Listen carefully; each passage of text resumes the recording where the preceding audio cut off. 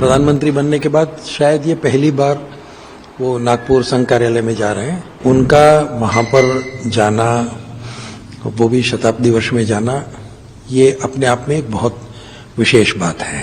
सरकार का जो काम है, एक वैभव संपन्न राष्ट्र बनाना, शक्तिशाली देश बनाना और 2047 में एक विकसित भारत बनाना, ये वास्तव में देखा जाए तो संघ के ही विचार का एक दृष्टि से एक उस बात को आगे ले जाने वाली बात है।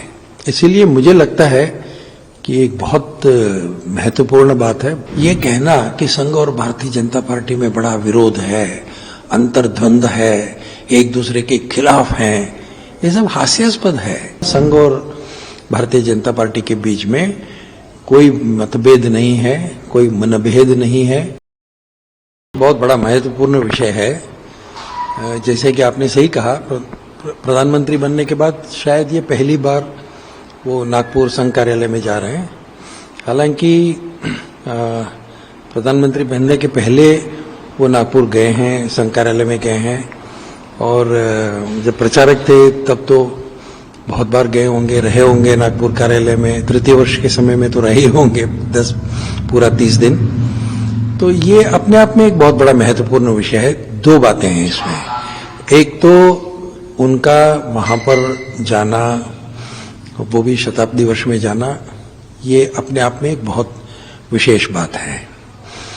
दूसरी बात, संघ का 100 वर्ष पूरा हो रहा है, तो संघ के अनेक कार्यक्रम होने वाले हैं और संघ के बारे में, संघ का भी एक देश के बारे में अनेक विषयों पर संघ के विचार हैं।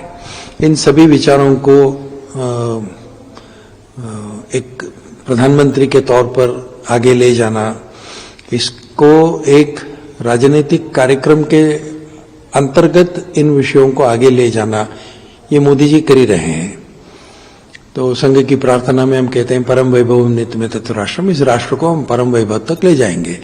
और आज अगर देखेंगे तो सरकार का जो काम है, एक वैभव संपन्न राष्ट्र बनाना, शक्तिशाली देश बनाना और 2047 में एक विकसित भारत बनाना, ये वास्तव में देखा जाए तो संघ के ही विचार का एक दृष्टि से एक उस बात को आगे ले जाने वाली बात है।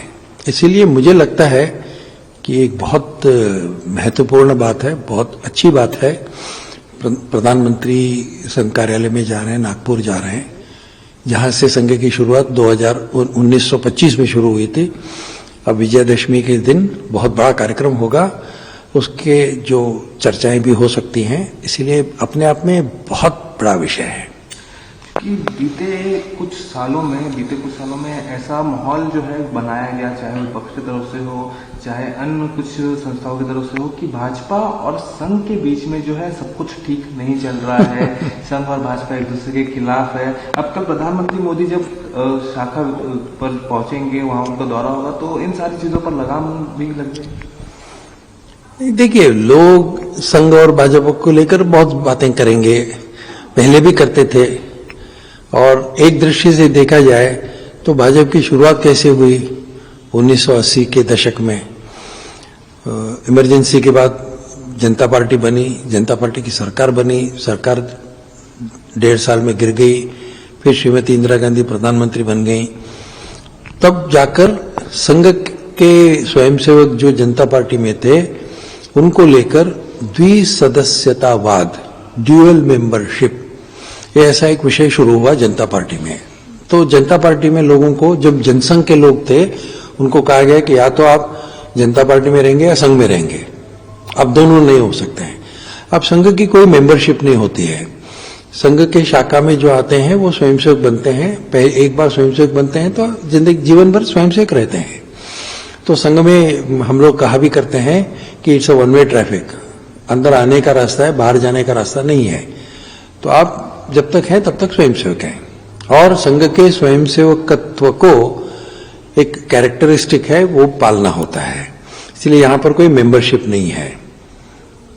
इसीलिए संघ के विषय को लेकर ही तो भारतीय जनता पार्टी बनी 1980 में। अब ऐसी स्थिति में ये कहना कि संघ और भारतीय जनता पार्टी में बड़ा विरोध है, अंतर्द्वंद है, एक दूसरे के खिलाफ हैं, ये सब हास्यास्पद है। जिनको संघ के बारे में कुछ पता नहीं है, भारतीय जनता पार्टी के बारे में कुछ पता नहीं है, एक संकीर्ण राजनीतिक विचार को लेकर जो लोग काम करते हैं, उन लोगों के दिमाग का ये विषय है। अन्यथा संघ और भारतीय जनता पार्टी के बीच में कोई मतभेद नहीं है, कोई मनभेद नहीं है और बड़ा अच्छा संबंध है, इसलिए इसमें कोई दो राय नहीं है। अब इस प्रकार का जो झूठ और प्रचार करने वाले लोग हैं वो तो करते रहेंगे, अपने राजनीतिक लाभ के लिए ये लोग इस प्रकार की बातें फैलाते हैं। अपने पिछले सवाल से को थोड़ा आगे बढ़ाऊंगा।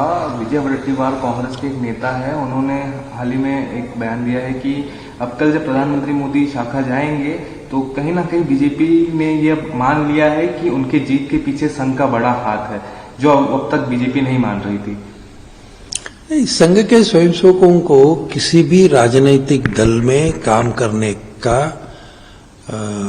काम कर सकते हैं। सिर्फ दो प्रकार के राजनीतिक दलों में वो काम नहीं कर सकते हैं, जो लोग एक्स्ट्रा कॉन्स्टिट्यूशनल और एक्स्ट्रा टेरिटोरियल लॉयल्टी रखते हैं, जो लोग देश की संविधान को नहीं मानते हैं। ऐसी जो राजनीतिक दल है उसमें संघ के स्वयंसेवक काम नहीं करेंगे।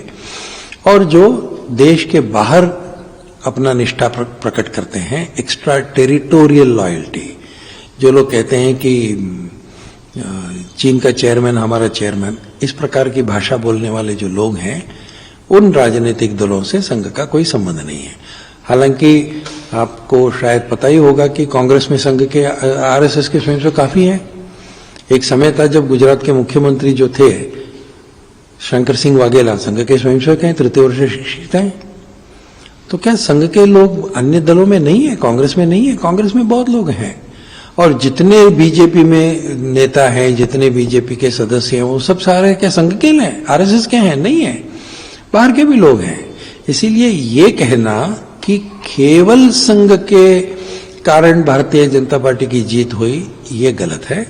और संघ के बिना भारतीय जनता पार्टी की जीत हो सकती है, ऐसा कहना भी गलत है। संघ एक संस्था है, संघ के स्वयंसेवक काम करते हैं। संघ के स्वयंसेवक ऐसे दल का काम करेंगे जिस दल में उनका स्वागत है, जो उन पर भौंकते हैं, जो उनको काटने को दौड़ते हैं, जो उनके सिर पर लाठी बरसाते हैं। क्या ऐसे स्थान पर संघ के स्वयंसेवक जाएंगे? क्यों जाएंगे? इसीलिए संघ के स्वयंसेवक देश के लिए काम करने वाले देशभक्त लोगों का जो संगठन है उसमें काम करेंगे। आज की स्थिति में भारतीय जनता पार्टी ही एक ऐसा दल है जिसमें संघ के स्वयंसेवकों के लिए स्वागत है, इसलिए वो करते हैं। अगर किसी कांग्रेसी नेता को लगे कि संघ का सपोर्ट चाहिए तो वो भी संघ के स्वयंसेवकों का स्वागत करे, तो हम कांग्रेस के लिए भी काम करने के लिए तैयार हैं।